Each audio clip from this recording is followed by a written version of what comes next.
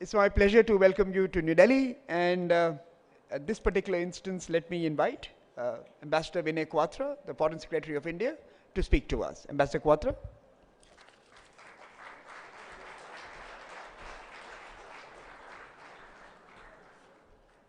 Thank you very much, Samir. Before I was just walking up to the stage, Samir asked me if I was ready. I said, I'll never be ready, but I'm always ready. You make your choice when you want to call me up. Thanks very much, Samir. Honorable Minister of External Affairs of India, Dr. S. Jaishankar, Honorable Ministers, Excellencies, the Foreign Ministers, former heads of state, heads of government, Principal Secretary to the Prime Minister of India, members of Parliament, National Assemblies, military commanders, philanthropists, sportspersons. Allow me to indulge for a fan moment for a second and recognize Mr. Kevin Peterson, who is here with us this evening. Distinguished guests, Excellencies, ladies and gentlemen. Namaste, good evening, Swagatam. A very warm welcome to all of you at this 8th Raisina Dialogue. It is indeed a pleasure to be able to return to the in-person format of the dialogue this year. That we feel collective gratitude for being able to do so, and that we can no longer take it for granted is a telling sign of the times we live in. As Samir said in his remarks just a short while ago, it has already been a very long decade. Throughout this 8th session, our eminent speakers and participants would unpack the contemporary context and share their insights on what lies ahead of us. We are honored to have their distinguished and distinct voices to reflect on the provocative, uncertain, and turbulent global landscape that we are all navigating. The evolutionary journey of the Raisina dialogue over the last 8 years has mirrored the evolution of the global landscape itself. And here is one perspective, an interesting perspective, and I quote, "The Raisina dialogue has evolved from a conference focusing on India's role in global affairs to a prominent platform for dialogue on global issues. Over the last 8 years, it has expanded in scope to include a wide range of issues, grown in scale with participation from over 60 countries, and become more inclusive by engaging young people and women in discussions.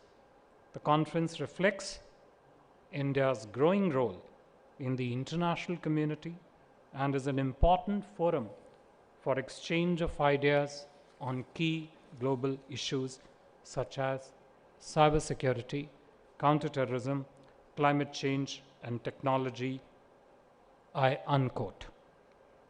But why did I say what I said as in quote unquotes? I said this because this description of Raisina dialogue is not mine.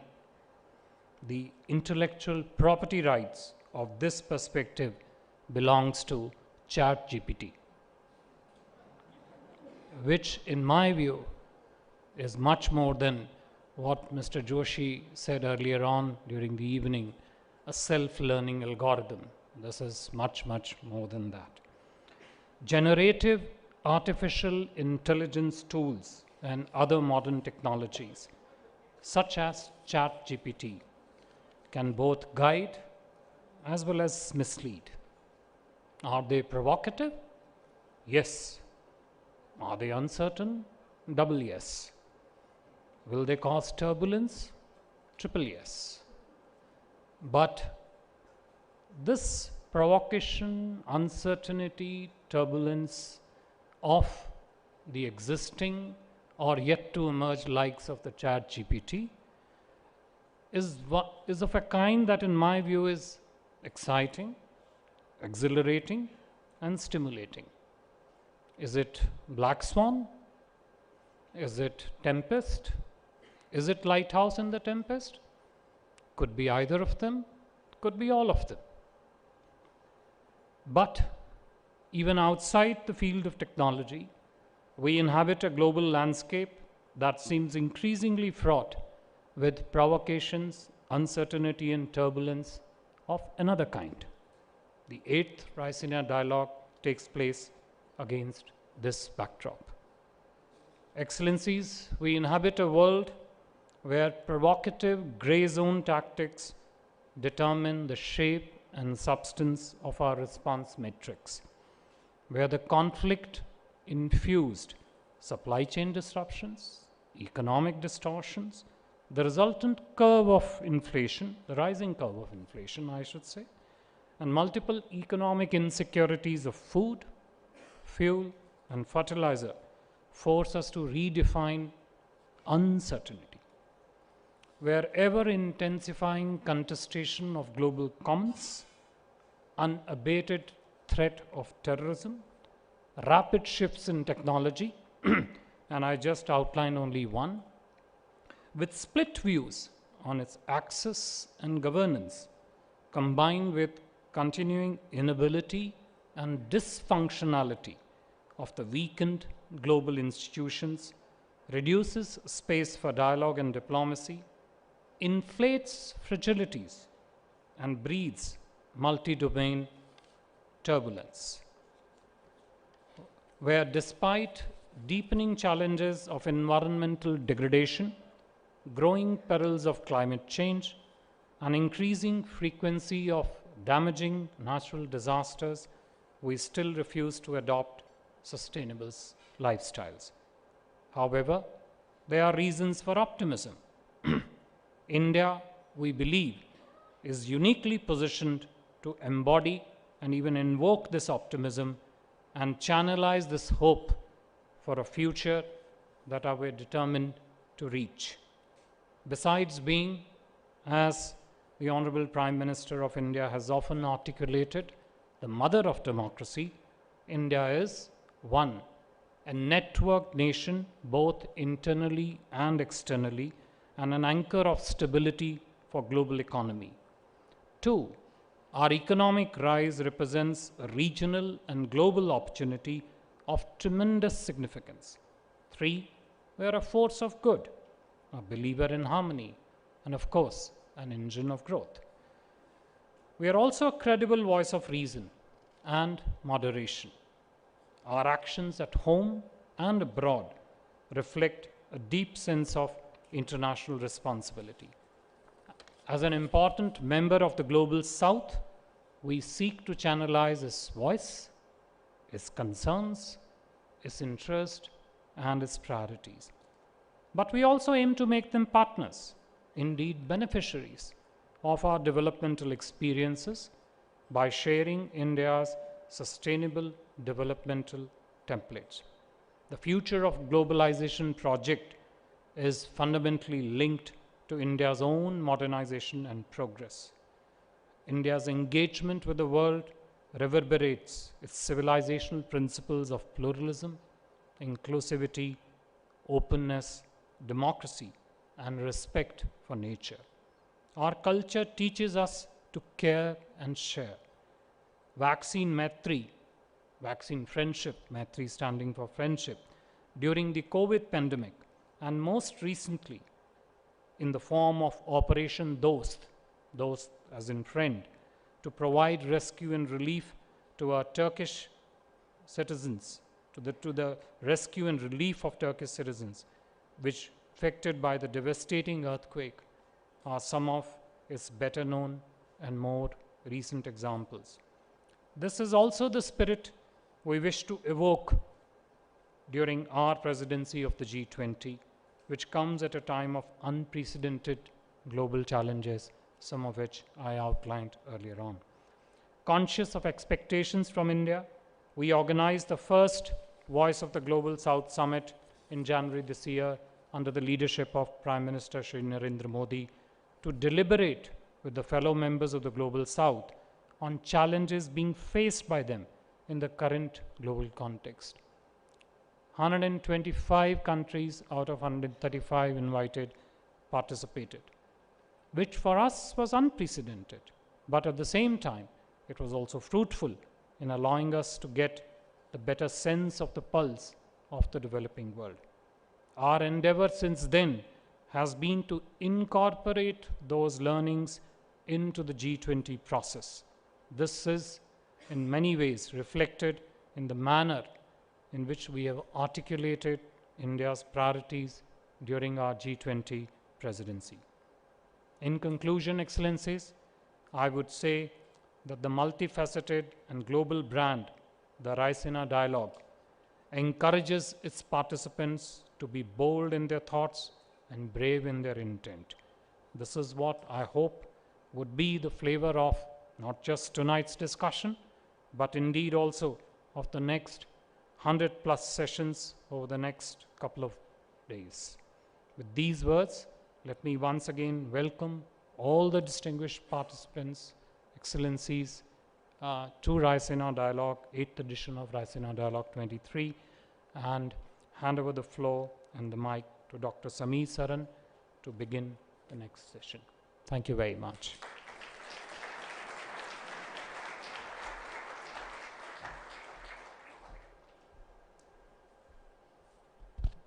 So this next session is going to be a look back and a look ahead conversation with 5 fantastic folks. Let me invite the Minister for Europe and Foreign Affairs of France, Catherine Colonna, on stage. Ma'am, please join us. James Cleverly, Secretary of State, Foreign, Commonwealth and Development Affairs, UK. Please join us on stage, sir. Minister Rasmussen, in charge of Foreign Affairs in Denmark. Delighted to have you with us, sir. Minister Retno, Minister of Foreign Affairs of Indonesia. Can I request you to please take the stage as well? And of course, Mr. Bill Gates, co-chair, the Gates Foundation from the US, who obviously will always have some excellent insights to share.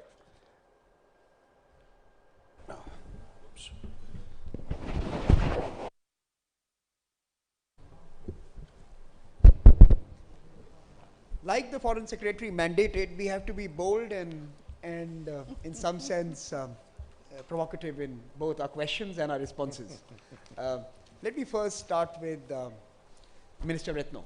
Ma'am, congratulations on a fantastic G20 presidency, the best that we could have hoped for and achieved, and it was clearly something that you had invested a lot into, so well done. You now take over the chairmanship of ASEAN. First, give us some tips as India leads the G20 this year. Give us some tips on how to navigate the storm. But more importantly, what would you bring into the ASEAN chairmanship? And there are some issues there as well. For example, Myanmar. How does Indonesia see its chairmanship, and what are your approach to this particular year going to be? Well, thank you very much, Samir. Last night, I didn't sleep. Tonight, I might not sleep again because I will be on the plane to Tokyo. And I started my intermittent fasting since 2 o'clock, this 2 o'clock. So my apology if I don't think sharp. So, well, thank you very much. First of the word of appreciation to the presidency of Indonesia in the G20. But I have to convey at the same time my appreciation to all G20 members for the support. And I'm sure that India will be able to do it and maybe will do it better. So how can Indonesia make it? Because for me, if you ask me, well, it is like a mission impossible. The perfect storm, but we are able to make it. So from that, then what I can say is that the G20 under the presidency of Indonesia create a new hope. If we are united, if we want to give the cooperation and collaboration, then together we will be able to make it. So sometimes in our word, the terms cooperation, collaboration is very simple. But when it comes to the implementation, the deed, that is not easy. That is not easy at all. So I will try to bring this hope to the chairmanship of Indonesia in ASEAN. The challenge remains the same. External, internal, you mentioned about Myanmar. But again, collaboration, cooperation, inclusiveness, I think are keys to make the chairmanship of Indonesia success. Ma'am, can I also point you towards the Indo-Pacific? Again, it has competing forces, competing interests, tensions, and perhaps borderline conflicts as, in many ways ensuing at this very moment. How does ASEAN respond to this new development in its waters? Mm-hmm. Well, you like it or not, if you look at the ASEAN, in the last 50 years, we are able to be the motor of maintaining peace, stability, and prosperity in Southeast Asia. If you talk about ASEAN, then there's also, is always there, the story of the economic growth, for example. This year, the projection of ASEAN growth is 4.7 compared to the world growth. Why the growth is there? Because we are able to maintain peace, stability in Southeast Asia. But we want to inject this role, the spirit of cooperation, the spirit of inclusiveness in the Indo-Pacific, in the largest region in the Indo-Pacific. So that's why a couple of years ago, ASEAN issued the ASEAN Outlook on the Indo-Pacific. And what we want to do now, under the chairmanship of Indonesia, is to implement the ASEAN Outlook on the Indo-Pacific, because the ASEAN Outlook on the Indo-Pacific is the inclusiveness, plus we want to focus on the cooperation, concrete cooperation, collaboration. Because, I mean, sometimes when we talk about the Indo-Pacific, we focus more on the security issues. We said that security issues is very important, but at the same time, for the developing countries, development, economic cooperation is also equally important. I'm going to come back to you with a few more questions in a bit. Let me now turn to Europe. Perhaps let me turn to Minister Rasmussen. We heard about ASEAN, collaborate, cooperate, partner, create stability. What's going on in Europe? How is Europe doing in that particular aspect? Why is the continent aflame again? Why is no one talking peace and pathways to end this conflict? Your perspective, your outlook on, will 2023 be different? Can the rest of the world see a calmer Europe again? That's quite a question, isn't it? But perhaps some element of an answer.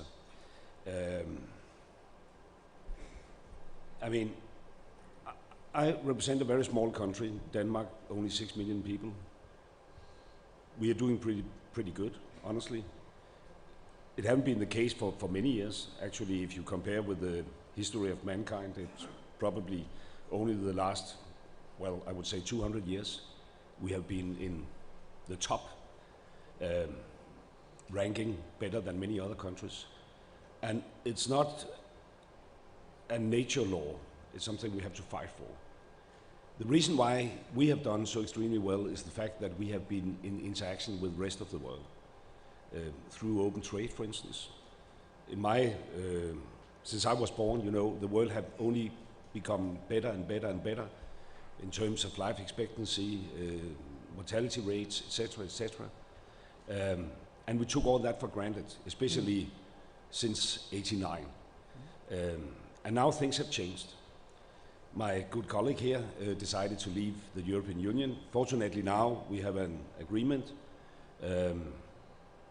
So all the disadvantages probably will be limited, but still we have this war, this justified war in Ukraine. We have a new geopolitical situation. We invested heavily in China, but we also become too dependent. Our value chains was, you know, almost only one country out in Asia. And we are now facing a new situation where we have to deal with all these challenges. And I think in Europe we have managed to do so because we have been used to dealing with just one crisis at a time. The financial crisis, the migration crisis, etc. But now we have, you know, a complexity of many crises at the same time. I decide to stay optimistic. If we learn from the past and avoid to rewrite history. What I fear, representing a small country, is that if the different regions in the world respond to this as they do by having a more strategic approach to trade and cooperation, there could be a risk that we will you know, build walls instead of bridges, and we should try to avoid that. So, I mean, I would advocate that in Europe we have to pull ourselves together. We have to enhance the single market. We have to become more strategical independence of certain specific countries, but we shouldn't end up in a situation where we have enough in ourselves. That's why, for instance, I'm a big fan of a free trade agreement with India, just to mention an example. That's why we in Denmark have established a very special relationship with India, a strategic green partnership. That's actually why I'm in India right now. Had a fruitful meeting with the Minister of Foreign Affairs just a few days ago, and we are going to intensify this. So, I mean, I have decided to stay optimistic, even though I can see that we, for the first time in my lifetime, have some kind of backslash in all the things we have achieved since I was born. Minister Kalona, may I turn to you on this particular point as well? What are the consequences of the war for Europe? The power shifts, new centers of drivers that are now deciding politics of that region. What is the consequence for the Indo-Pacific and the challenges in that part of the region, and of course the consequences for other parts of the world? Sitting in Paris, how do you see this unfolding, and what are the implications of letting this prolong? Thank you. Another light subject for our dinner, I see. But we did not ask for that situation. Certainly not. Let me stress one important point. It is not a European conflict. It is a war. It is an open war. It is an aggression by one country, let's name it Russia, on another country, an independent country, Ukraine. So attacking a country to seize part of its territory, or even denying the right of existence of this country, is not a conflict between two nations. It is an aggression, and let's put it straight, because it's important to keep that in mind when we address the issue. Second, yes, there are consequences for Europe, but I would like to stress even more that there are consequences for all of us in the room, because by doing so, by attacking without any justification or provocation or any reason whatsoever an independent country, Russia is challenging, if not attacking, the core of the UN Charter, you know, the principles that make our international community live relatively in peace and stability. And if one country can do it and be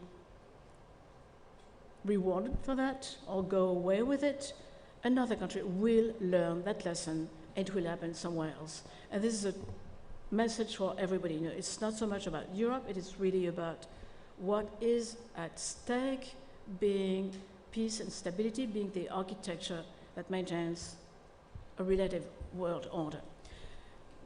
Now, to be more precise on your question, I think it does affect the need that we have to find better ways of cooperating together. You named the Indo-Pacific. It is not new, but we've been facing new developments there. This war calls for further cooperation between our nations, because we face the same challenges. We all, facing higher prices, inflation, food insecurity on the rise, poverty on the rise in so many regions of the world. This is a call for greater cooperation, not for competition. So if we have to take some distance with what's happening and try to draw a lesson from what is happening, the solution to that is by looking for more cooperation and avoiding this unnecessary wars that bring only bad things to everybody in our world. You know, not only about Ukraine, it's not only about Europe, it's really damaging the whole system. Madam Minister, some would argue that Asia has seen such actions many times in the past, and Europe has not necessarily responded in the same manner that it has done to a conflict in its backyard. Would you believe that what has happened now will make Europe more cognizant that it has to be more responsive when such actions occur in different geographies? Do you think this could be that time when a more politically proactive Europe takes positions on the global landscape? And I can see Minister Rasmussen smiling at me, so I'll come to you as well. But let me first talk to Minister Colonna. Well, Europe didn't wait for Russia attacking Ukraine to try to build a more powerful Europe and more, strategically sovereign Europe is the key word for France. Not everybody likes it, I know. We're going to ask James what he thinks about it, having left, unfortunately, the EU. But yes, we're building a stronger Europe, and what do? We achieve what Reto said, that ASEAN is achieving or trying to achieve or pursuing for the region. Peace and stability. Peace and stability has been there in Europe for more than 3 generations. It is not a given. It is not a given for our history, and it's not a given considering what we see in Ukraine today. But yes, we have to do more. We have to care more for other parts of the world. We have to share more on knowledge, skills, and money. You know, we have to, again and again, I repeat, look for means of cooperation. What we do in India, for example, let's take one example with the Solar Alliance. It may look vague, but it is directly benefiting already several African countries. So the key is in cooperation. And you need a stable Europe if you want to achieve the goal of Europe being not only at peace, but capable to reach out to other regions of the world. Minister Rasmussen, I'm going to come to you in a bit. Just hold your thought. I'll come to you on Europe again because I know that that's going to be one of the main conversations this evening. But let me turn to Mr. Gates and to Secretary Cleverly. I also used ChatGPT today, sir. I said I am going to be engaging with Mr. Bill Gates on a panel. What should be the question I should ask him? ChatGPT said, don't ask him to make a prediction. They likely come true. So I am not going to ask you what is it that scares you about the decade ahead. What are the key challenges that we are confronted with that keeps you up at night? But you can answer it. Yeah, I mean, I'm very lucky that a lot of my work involves innovative new things that can help us solve very tough problems. Until the start of the pandemic, the world had cut the number of children who die every year from over 10 million a year to under 5 million a year. So we were on track to make the SDGs. And there's continuing innovations in malaria, TB, nutrition that will allow us to cut that number in half again. The pandemic was a huge delay to all those things, including specific efforts like polio eradication.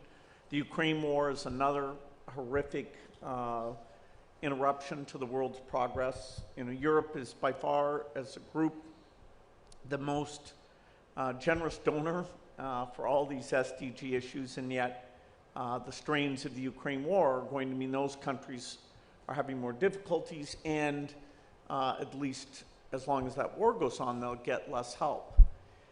Now, in innovation, I mentioned health innovation. A lot of that in terms of making low-cost vaccines is here in India. There's incredible innovation in digital financial systems. One of the SDG goals that will be achieved is getting people in general and women specifically bank accounts. So that's very hopeful, and India's using this G20 to highlight their example and show that they're willing to help other countries with that. So that's fantastic. And then, you know, the only reason I'm optimistic about climate change is because of innovation. The AI innovation, like many, brings with it challenges, but it's overwhelmingly a positive thing.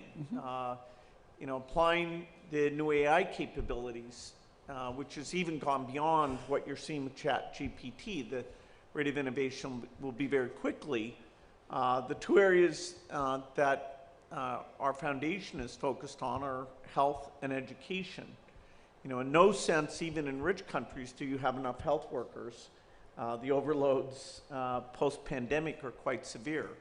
And so we can make doctors, nurses, you know, all the administrative parts of that far more efficient. In poor countries, most people don't have access to a doctor at all. So health is one vertical and education is the other, where giving kids a tutor that works at their level and understands their motivation is very, very exciting.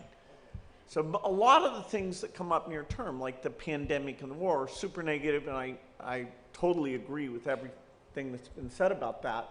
But we have to blend in, okay, at the same time there is innovation.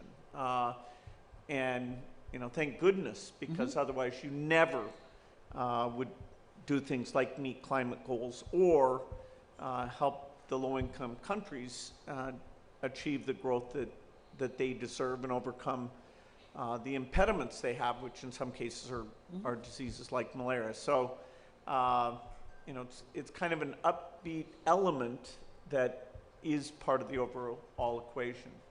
So right now you don't see something that we should really be worried about. For example, the challenge of energy transitions at scale. Well, we should always worry that, you know, somebody's going to use nuclear weapons. We should worry about bioterrorism. There's a few things. War is something that can set you back so quickly. It's mind-blowing. And, you know, this war will be, in terms of overall effect, eventually as big or worse than the pandemic because of the effects that people have talked about: food, energy, fertilizer, you know, and all those things affect nutrition, which affect health, which affect stability. So it's very, very bad.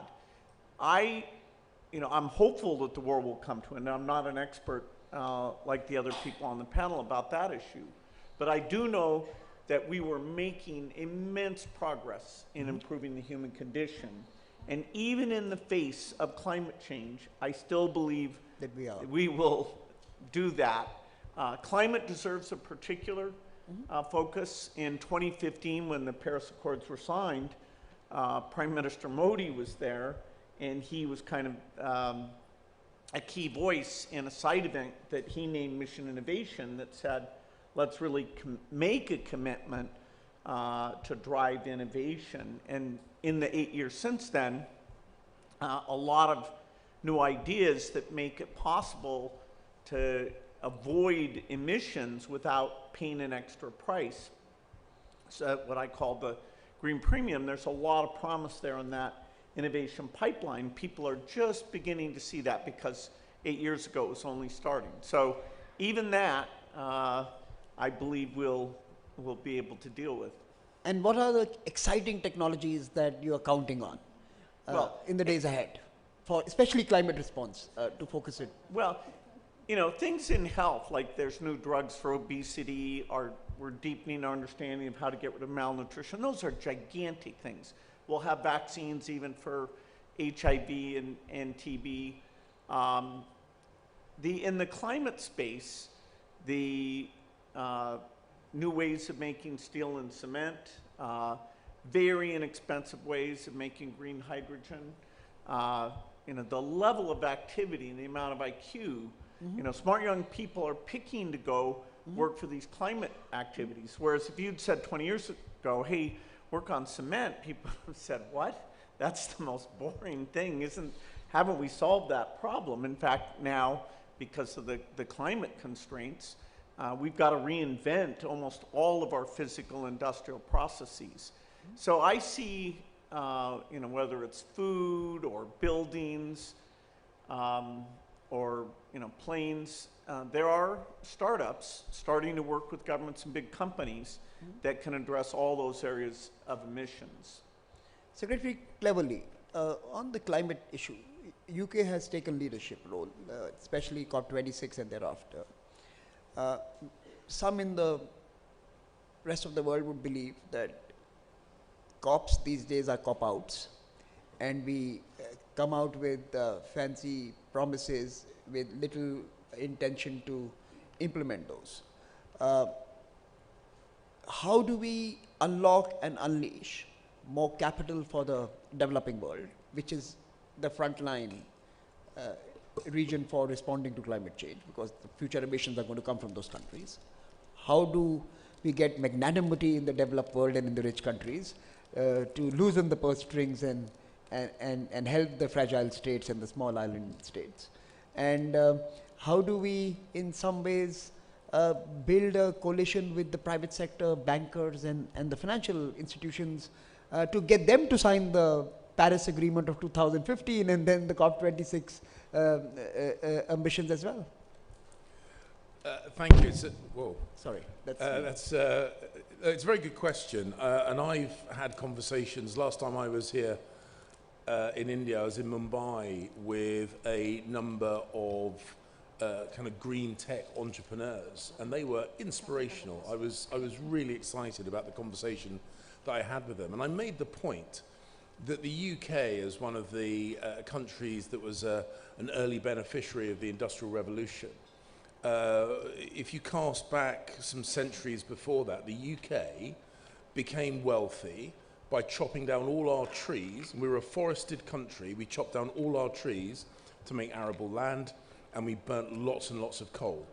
And that was how we became wealthy and powerful and influential. But if the whole world follows that particular developmental route, then we won't have a world to enjoy.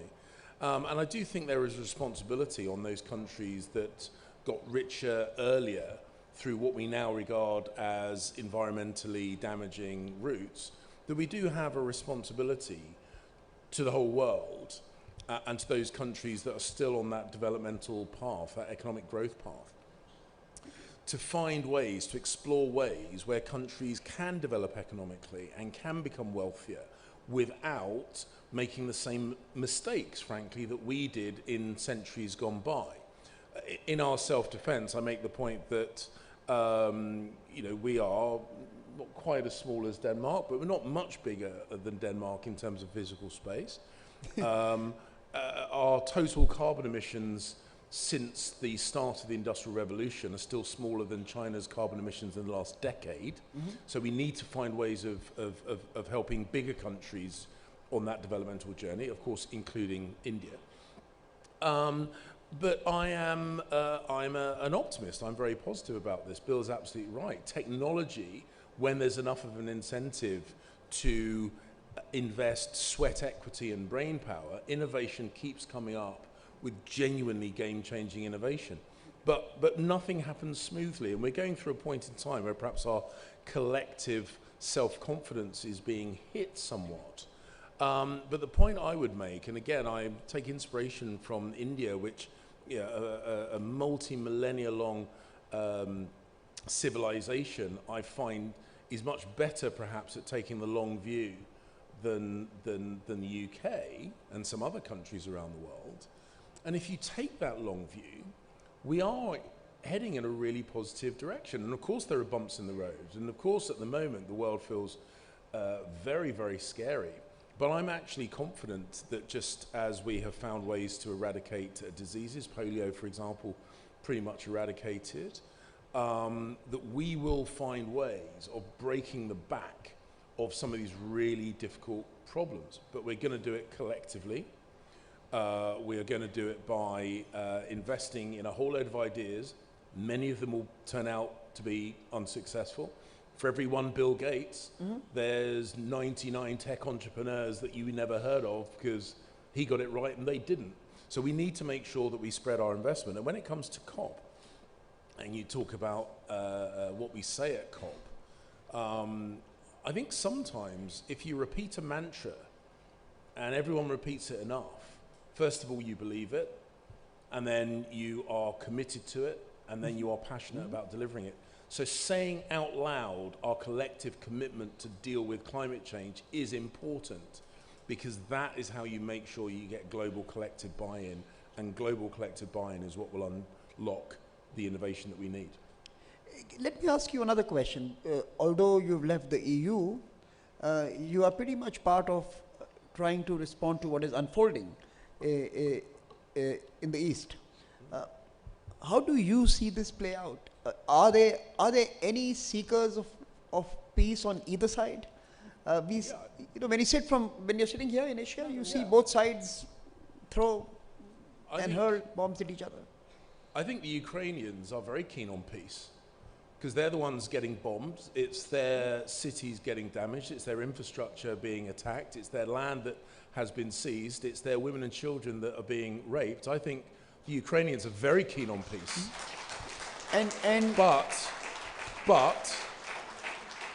But the point I would make is that in our recent relationship, relationships with Russia, and our response to expansionist activities that we saw previously in Georgia, in Moldova, in other places, we've tried to limit those expansions through non-military means. And what we saw on the 24th of February last year was a full-scale armored invasion by Russia into Ukraine. And the lesson that I take from that is that until this war is finished properly, it isn't finished at all.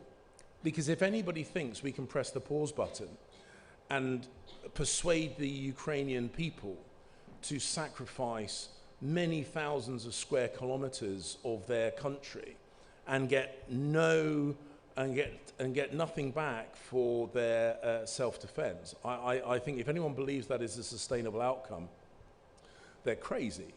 Because the Ukrainians have every right to defend their sovereign territory. They have every right to get their country back. And if we try and press the pause button as things are now, the Ukrainians are not going to stop fighting. And I've been told that apparently if we stop giving them military equipment, they will stop fighting. Well, I've met the Ukrainians. And if they have to rely on sticks and stones and petrol bombs, they'll fight with that. But the point is, they are not going to stop fighting until they get their country back. So if people genuinely want peace, really simple answer. People ask me, how is this finished? It's a really simple answer. If you want this fighting to stop, give the Ukrainians their country back.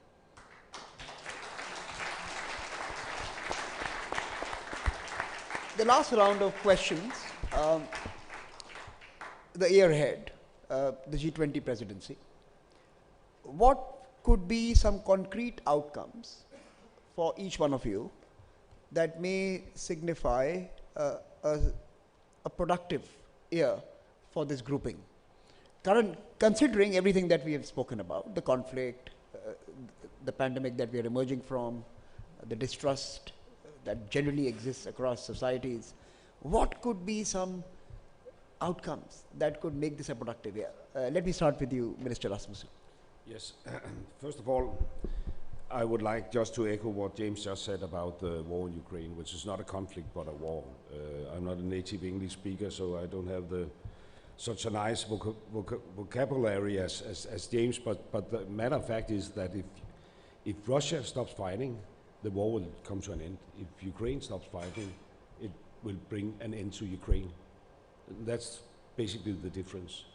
And the reason why I smiled when you asked Catherine that question was that I was happy that you didn't ask me. Because it's a difficult question to answer, and I will try to be honest, and then we'll also answer your question of what could be deliveries from G20. It's so hard to understand that we can't gain broader support in what some people call the global south. I don't like that wording, because I think it's like putting everybody in the same box. When it's so obvious from my point of view, from a European point of view, that Russians are on the wrong side of history and they are violating the UN Charter. But now I have talked to many people. I've only been Minister of Foreign Affairs for like 3 months.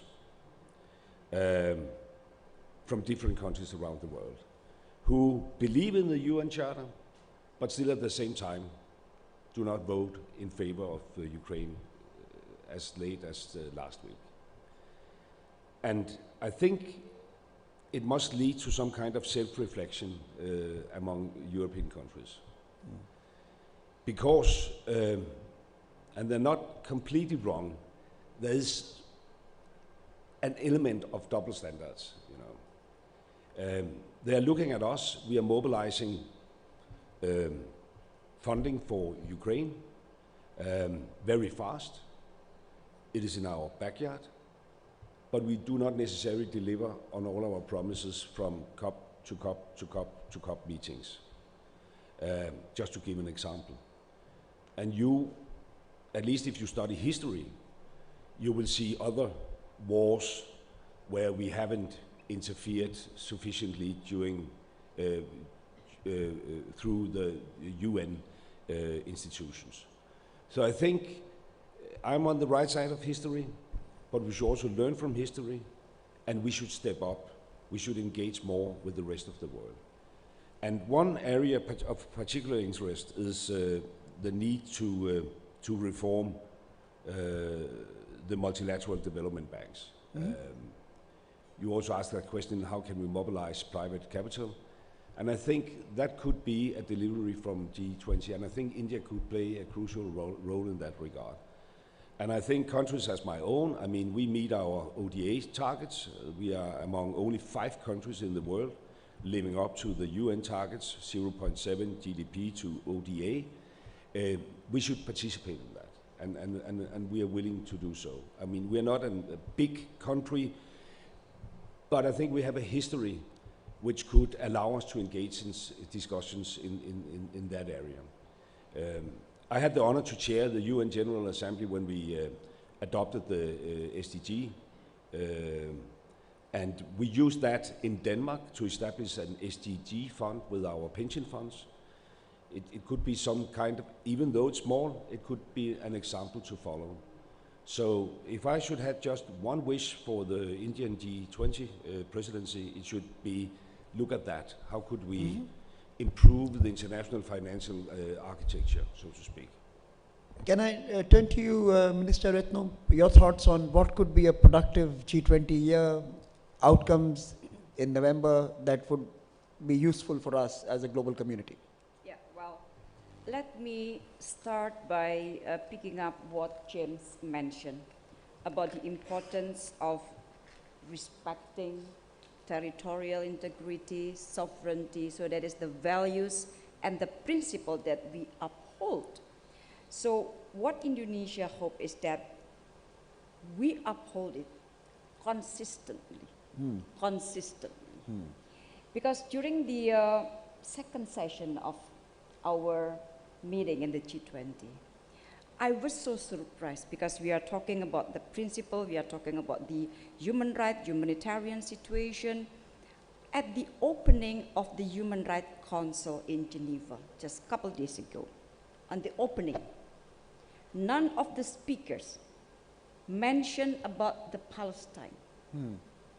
So upholding that principle consistently is very important, and Indonesia will try to do our best to uphold it consistently. Now, let me bring your question back to what will Indonesia do this year for ASEAN? First, what we want to do is to make ASEAN remains relevant and important. So we need to strengthen the capacity of ASEAN. We need to maintain the centrality of ASEAN, which is not easy because we are 10. Because if we fail to maintain the centrality of ASEAN, then I'm not quite sure whether we will be able to maintain the unity and then the centrality of ASEAN. Once ASEAN failed to maintain the centrality, you can imagine, Samir, we are in the middle of the Indo-Pacific, there are so many players and we are not united, then that will be difficult for ASEAN to play the role as the motor of peace and stability in the region. So that is one pillar. The second pillar I mentioned to you, we try to do our best to keep Southeast Asia as the epicentrum of growth. Because again, the story of ASEAN always relate to the economic growth, and we want to make it, to continue to make the Southeast Asia as the epicentrum of growth.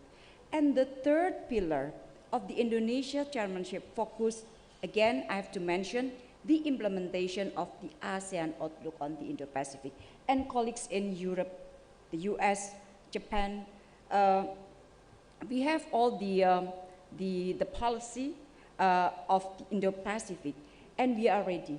We are ready to cooperate, to synergize the Indo-Pacific concept that we have. So inclusiveness will be there.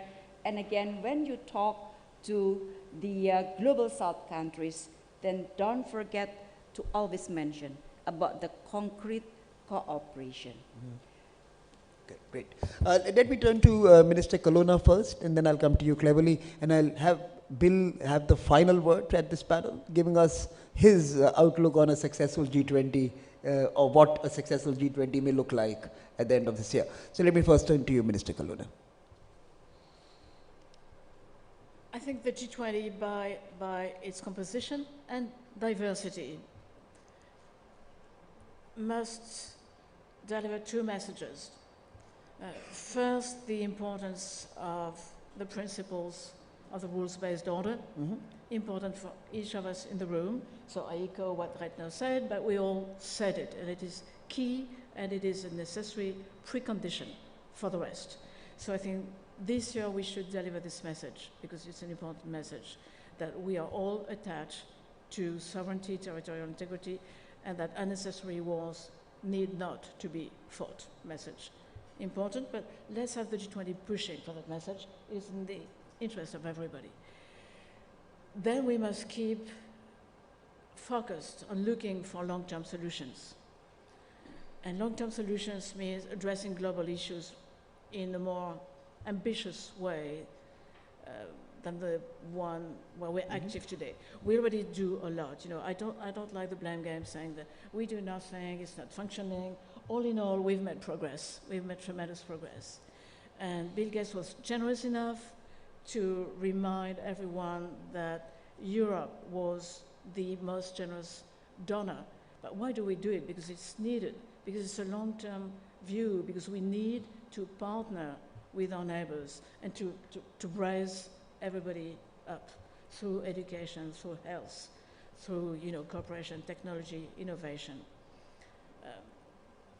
So the good message of the G20 would be, in addition to addressing a clear message to Russia, to keep us focused on looking for global solutions to global issues. I'm quite confident that India will do it. We're here to support and work together. But what is at stake is our capacity to deliver long-term strategies for the future, not only for today. Secretary Cleverly, can I turn to you? Thank you. I mean, one of the things that we saw today, and indeed we've seen it on the panel discussion now, is that a significant minority of the time that we spent thinking and discussing was dedicated to discussing Russia's invasion of Ukraine. I would hope by November we would be in a position where that war is over under the conditions that I suggested, with Ukraine getting its territorial integrity back, so that the discussions that we have at G20 leader level can be much more focused on the agenda that India put on the table, which is about addressing climate change, and it's about sustainable economic growth, and it's about using technology and harnessing the power of technology. These are incredibly important issues. They are issues with challenges, but also fantastic opportunities. I think the collective brain power and economic power represented by the members of the G20 should be exclusively harnessed in pursuit of these incredibly important agenda items. But as I say, today we have this this one other issue which rightly demanded our attention, and I would like nothing better to have that issue resolved by November. So I think that would be what a successful G20 looked like, a G20 that didn't have to discuss Russia's invasion of Ukraine because that was resolved, and was able to discuss how to make a healthier, more prosperous, more sustainable, less conflict-ridden world, because that is worth, I think, the time, the attention of the members of the G20. Mm-hmm. Bill, can I turn to you for your final thoughts and the final words on this panel? And by the way, since Minister Retno mentioned she's doing intermittent fasting, I have put you through intermittent fasting, so that we all are in the same boat. We empathize, Minister. Bill, final words to you. Yeah, I totally agree that meetings like this, it's a shame that their main focus can't be the SDG goals, which are the reduction in global inequity, and that this war is taking away from that, and it's also making all relationships more complex. Even the U.S.-China relationship, which is already very complicated, is further complicated by this. So the sooner we get past this, the better. One thing I hope we keep in our memory is the pandemic, because we still haven't pulled together a capability so that if that happens again, we will contain it and have far less damage. So both G7 and G20 need to have that in mind. The most exciting thing is that there are advances like the digital platform advances that India's a real leader in, particularly in doing it in this very open, privacy-preserving way. I would suggest that we'll get somewhere between 10 and 20 countries to adopt those technologies to the benefit of their citizens, and that will create a lot of very positive momentum. So it doesn't overcome the challenges, but at least we'll have that one very, very clear thing that can come out of this meeting. So largely modest optimism, some silver linings, and to all of those who are in other parts of the world, try finding your own solutions. I think we are in for a turbulent ride for some time, and hopefully conversations like these and the ones that we have over the next 2.5 days may illuminate pathways that could respect consistency in positions. I think that's what Minister Retno mentioned, and that's very important. Allow us to self-reflect, as Minister Rasmussen mentioned, defend the rule of law, as Secretary cleverly said, and innovate, as Bill always does. So please join me in thanking the wonderful panelists for their interventions. And we will now have dinner, and thank you so much. We have a little bit of a small memento from Raisina for all of you, and I'm going to request my colleagues Tanubi and Shub to come on stage and hand them to you.